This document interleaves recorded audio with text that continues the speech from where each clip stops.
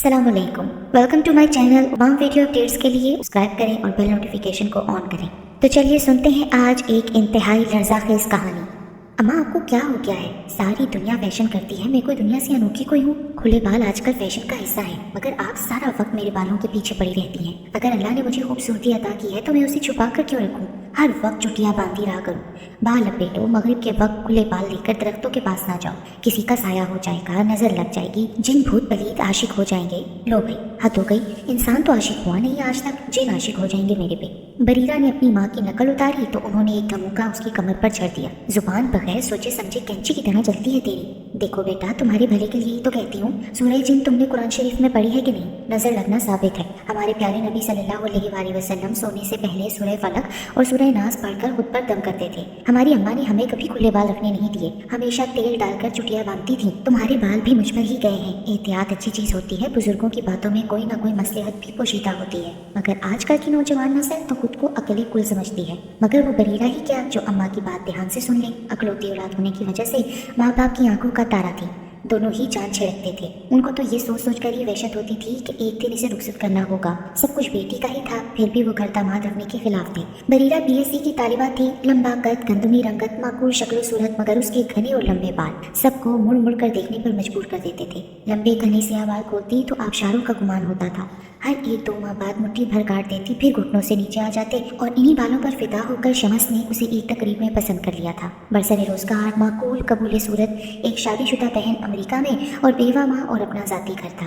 اندھا کیا چاہے 2 آنکھیں، ماں باپ نے شادی کرنے میں دیر نہیں لگائی۔ شمس کے ساتھ اس کی خوب نبھ رہی تھی، ساس خوش تو ماں باپ بھی مطمئن۔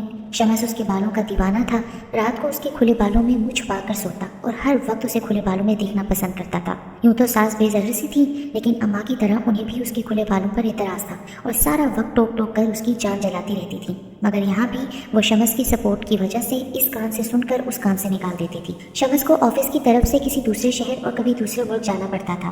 وہ فارماسیوٹیکل کمپنی میں اچھے عہدے پر کام کرتا تھا۔ شادی کے 6 مہینے بعد بھی بریرہ اپنی ماں کے پاس رہنے نہ جا سکی تھی، کیونکہ پھر شمس کی ماں اکیلی رہ جاتی تھی، لیکن اس کی موجودگی میں وہ ہفتے میں ایک بار ضرور چکر لگا لیا کرتی تھی۔ اس دن بھی جب شمس نے ایک ہفتے کے لیے لاہور جانے کا پروگرام بنایا تو اس نے اماں کے پاس جانے کی خواہش ظاہر کی۔ شمس ہنس کر بولا، بھائی میں تو تمہیں خود آنٹی کے گھر لے جانے والا تھا، کیونکہ اماں میرے ساتھ ہی خالہ سے ملنے جا رہی ہیں۔ بریرہ بے حد خوش ہو گئی۔ سچ ہے، نیکا ہر لڑکی کو عزیز ہوتا ہے۔ بریرہ کے ماں باپ بیٹی کو دیکھ کر نہال ہو گئے، اور بریرہ کی خوشی کا تو کوئی ٹھکانہ نہیں رہا، کیونکہ شمس کے گھر میں لون نہیں تھا، اور یہاں گھر سے بھی زیادہ بڑا لون تھا، جہاں ہر طرح کے پھول پودوں کے علاوہ جامن کا درخت بھی تھا، جس کی جڑیں دور دور تک پھیلی ہوئی تھیں، اور اس کے نیچے بیٹھ کر میگزین پڑھنے کا تو اپنا ہی مزہ تھا۔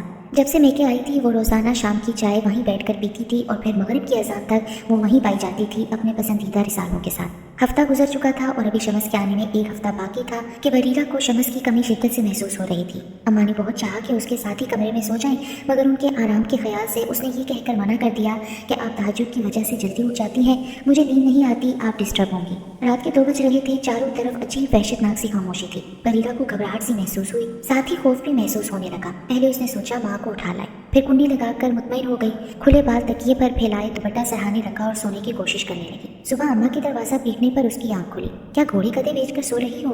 اماں بس آ رہی ہوں۔ وہ گھبرا کر کھڑی ہوئی، مگر اسے زور کا چکر آیا اور وہ واپس بستر پر گر گئی۔ پھر مشکل سے اٹھ کر دروازہ کھولا۔ کیا ہو گیا؟ دروازہ کیوں لاک کر لیا تھا؟ پتہ نہیں اماں، رات میں نے کیوں کنڈی لگا لی، مشکل سے اٹھی ہوں، چکر آ رہی ہے۔ ہاں تو کھاتی پیتی ہوئی تو چڑیا جتنا ہو نا، کمزوری تو ہوگی، سنتی کب کسی کی ہو؟ اب جلدی سے باہر آؤ، تمہارے ابو کو جلدی ناشتہ کرنے کی عادت ہے، مگر وہ تمہارے انتظار میں بیٹھے ہیں۔ ہائے اماں، آپ مجھے صبح سویرے ہی اٹھا دیتی۔ چلیں آپ، میں واش روم سے ہو کر آتی ہوں۔ بریرہ یہ کہہ کر باتھ روم میں گھس گئی، حالانکہ کمزوری اور نقاہت کی وجہ سے دوبارہ لیٹنے کو دل کر رہا تھا۔ 2-3 دن میں ہی اس کی رنگت سرسوں کے پھول جیسی ہو گئی اور کھانے پینے سے دل اچاٹ ہو گیا۔ اماں اس کے ساتھ سونے کے لیے بضد تھیں، مگر اس نے صاف منع کر دیا تھا۔ آخر اماں نے کچھ سوچتے ہوئے اس سے کہا، بریرہ تمہیں میری دوست مائرہ تو یاد ہوگی، شادی کے بعد وہ ملک سے باہر چلی گئی تھی، وہ اب تو اس دنیا میں نہیں رہی، اس کی بیٹی مجھ سے ملنے آئی، وہ گائنوکالوجسٹ کی حیثیت سے کام کر رہی ہے، بہت ہی اچھی، خوش اخلاق، نیک، شریف اور حافظ قرآن بھی ہے، تو مل کر اس سے بہت خوش ہوگی۔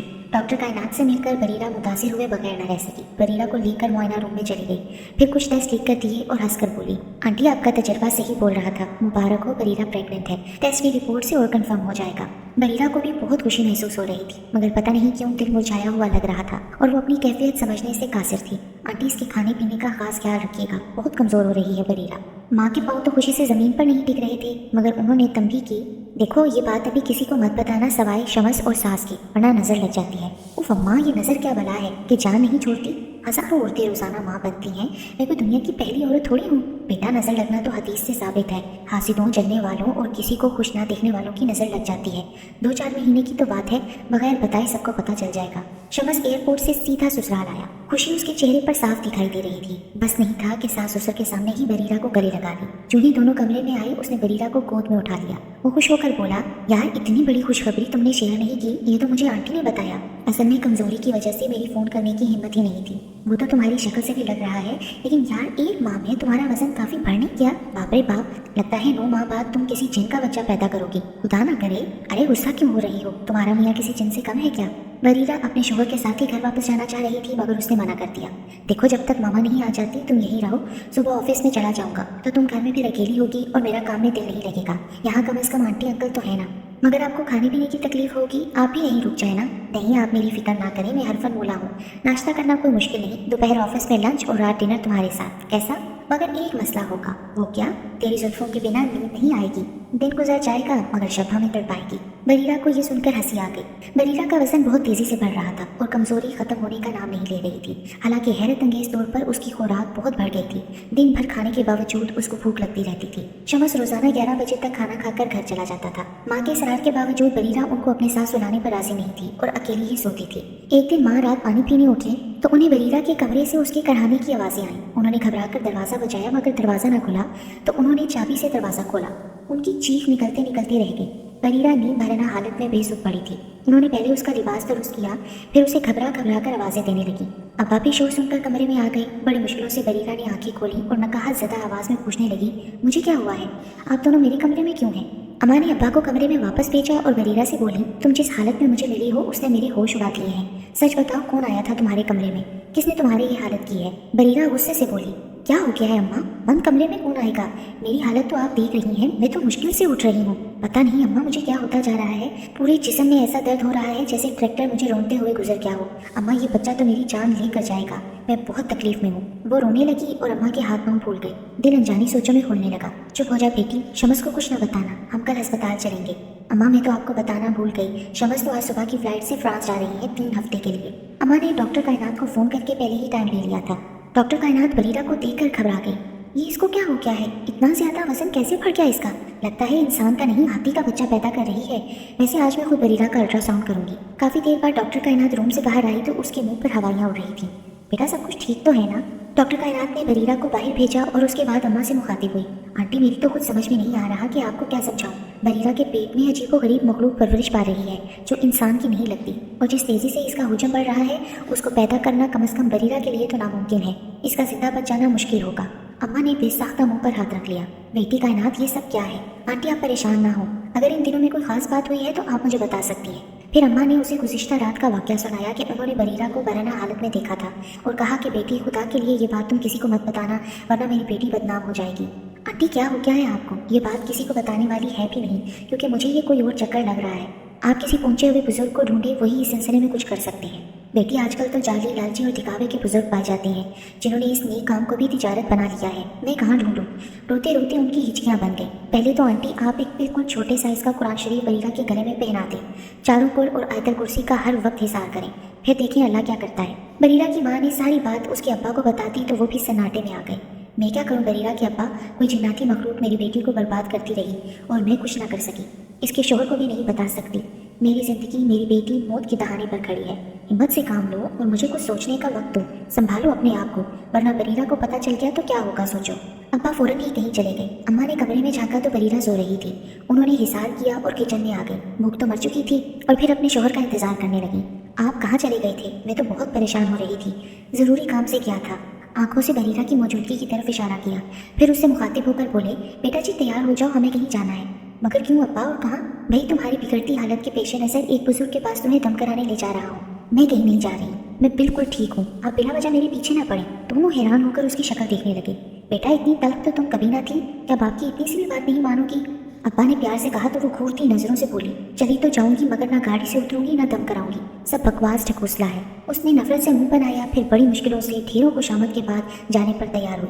मगरिब की नमाज पढ़कर वो लोग रवाना हुए। शहर खत्म हो गया था और वीरान सी जगह नजर आने लगी थी। फिर दूर से एक टिमटिमाता हुआ दिया सा नजर आया। गाड़ी करीब ले गए तो किसी की झोपड़ी थी।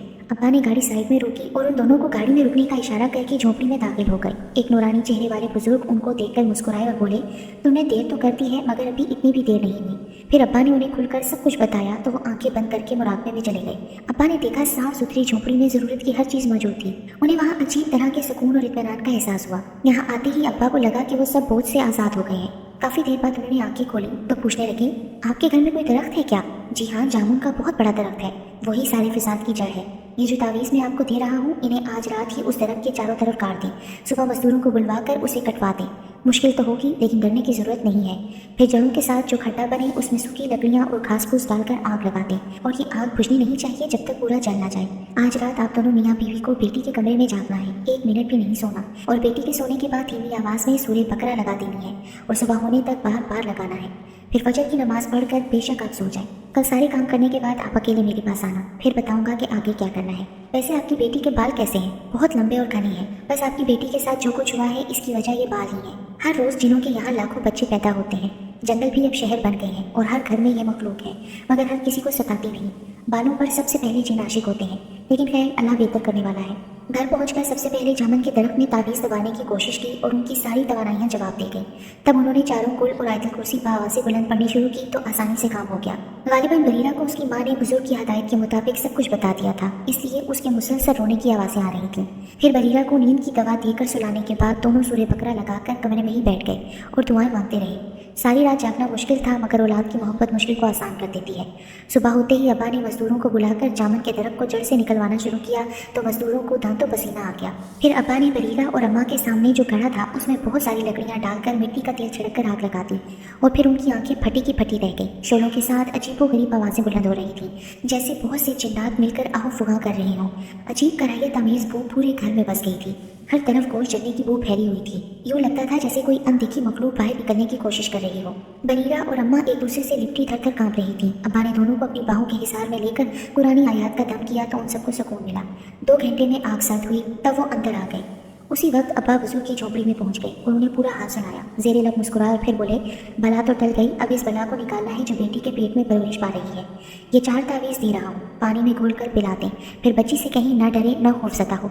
जब भी पेट में दर्द हो बाथरूम जाए, लेकिन आंखें बंद रखें और मुंह पर कपड़ा, वरना सांस लेना मुश्किल हो जाएगा। हो सके तो बच्चे की माँ को भी साथ खड़ा करा दें, मगर वो भी कुछ ना दिखें और मुंह ढांप कर रखें। जब सब कुछ नॉर्मल हो जाए तो शोहर को इत्तला दें कि बच्चा ज़ाया हो गया है, फिर उसके बाद बच्ची को मेरे पास लाइएगा। 4 दिन बरीरा मुसलसल तावीज़ पीती रही और 5वें दिन उसको पूरी तरह मोशन लग गए, जिनमें शदीद बू थी। कई मरतबा फ्लश करना पड़ रहा था। हर थोड़ी देर बाद बरीरा को बाथरूम जाना पड़ रहा था। एक ही दिन में बरीरा की हालत बदली हो गई। 2 दिन तक मोशन के बाद हैरत अंगेज तौर पर बरीरा पुरानी हालत में लौट आई तो दोनों मियाँ बीवी उसको बुजुर्ग की झोपड़ी में ले गई। वो बुजुर्ग सर झुकाए कुछ पढ़कर बरीरा पर दम करते रहे। आधे घंटे बाद वो बरीरा से मुखातिब हुए, देखो बेटा, इस बात को तुम एक हादसा समझकर भूल जाना और कभी किसी से जिक्र मत करना, हत्ता कि अपने शोहर से भी नहीं। कोई भी मर्द इतना आला सिर्फ नहीं होता, तुम ख्वाहों का कसूरवार ठहराई जाओगी। नमाज की पाबंदी करना और घर से बाहर जाते वक्त कभी बाल ना खोलना, खास तौर पर मगरिब के वक्त। जब शमस को बरीरा ने बच्चा ज़ाया होने की इत्तला फ़ोन पर दी तो वो नाराज़ होने लगा। पहले से बताना था ना, तुमने क्या लापरवाही की जो ये हादसा हो गया। वो शदीद सदमे में था। कोई लापरवाही नहीं हुई, अल्लाह की मर्जी यही थी। रात को सोते में अचानक तबीयत खराब हो गई, फ़ौरन अब्बा अम्मा हॉस्पिटल लेके भागे, लेकिन सब कुछ खत्म हो गया था। आप इतनी दूर बैठकर क्या कर लेते? शुक्र करें कि मैं जिंदा हूँ। बरीरा की अफसुर्दा आवाज़ सुनकर शमस उसे तसल्लियाँ देने लगा। बरीरा बिल्कुल ठीक हो गई थी, मगर अब वो मेके 1 दिन के लिए भी आने को तैयार ना थी। माँ बाप के घर जाने के तसव्वुर से ही उसे घबराहट होने लगती थी। सास और शौहर दोनों भी उसके इस रवैये से बहुत परेशान थे, मगर अम्मा अब्बा ने बरीरा की कैफियत को समझते हुए उस घर को बेच दिया और एक अपार्टमेंट में शिफ्ट हो गए। एक अजीबोगरीब बात ये हुई कि बरीरा अब अपने शौहर की गुर्बत से भी घबराने लगी थी। वो जब भी करीब आने की कोशिश करता थर थर कांपने लगती। जब बरीरा को पता चला कि वो फिर उम्मीद से है तो उसने तो रो रो कर ज़मीन व आसमान नहीं कर लिया, जैसे उससे कोई गुनाह सरजद हो गया हो। जब बरीरा की माँ को पता चला तो ज़बरदस्ती बरीरा को कायनात के पास ले गई, लेकिन उसकी एक ही जिद थी कि मुझे बच्चा पैदा नहीं करना। डॉक्टर कायनात के लाख समझाने के बावजूद भी उसके दिल से खौफ नहीं निकल रहा था। अल्ट्रासाउंड रिपोर्ट भी नॉर्मल थी, मगर 9 महीने उसने जिस गर्भ में गुजारे उसका दिल ही जानता था। चूं डिलीवरी का वक्त करीब आ रहा था, उसकी हालत गैर होती जा रही थी। उसकी हालत देखते हुए माँ उसे अपने घर ले आई कि वो अनजाने में शोहर और सास को कुछ बता न दे। बस उसकी एक ही रट थी, माँ को कहती थी अम्मा मैं मर जाऊंगी, जिंदा नहीं बचूंगी। फिर वो दिन भी आ गया जब बरीरा को हॉस्पिटल ले जाया गया। नर्सें हैरान थीं कि तकलीफ के बावजूद वो बेड से उतरने और भागने की कोशिश कर रही थी। डॉक्टर कायनात को देखते ही वो फट पड़ी। डॉक्टर मुझे बचा लो, मैं मरना नहीं चाहती। बड़ी मुश्किलों से नर्सों ने उसे काबू किया, मगर डिलीवरी के बाद भी उसने बच्चे को देखने से इनकार कर दिया। डॉक्टर कायनात के डांटने पर उसने आंखें खोली तो एक छोटा सा 7 पाउंड का खूबसूरत बच्चा ठहर ठहर कर उसकी तरफ देख रहा था। उसकी आंखों में आंसू आ गए, ममता के सोते उबल पड़े और वो उसे सीने से लगाकर फूट फूट कर रोने लगी। फिर अल्लाह ने उसे एक बेटे और बेटी के बाद 2 जुड़वा बेटे भी दिए, तो वो अल्लाह का शुक्र अदा करते न थकती थी। अब बरीरा को कुछ कहने की जरूरत न थी, उसको काफी सबक मिल चुका था। अब एक लंबी मोटी चुटिया उसकी कमर पर हर वक्त झूलती रहती थी और अपने शोहर की फरमाइश पर भी वो बाल खोलने से बहुत घबराती थी।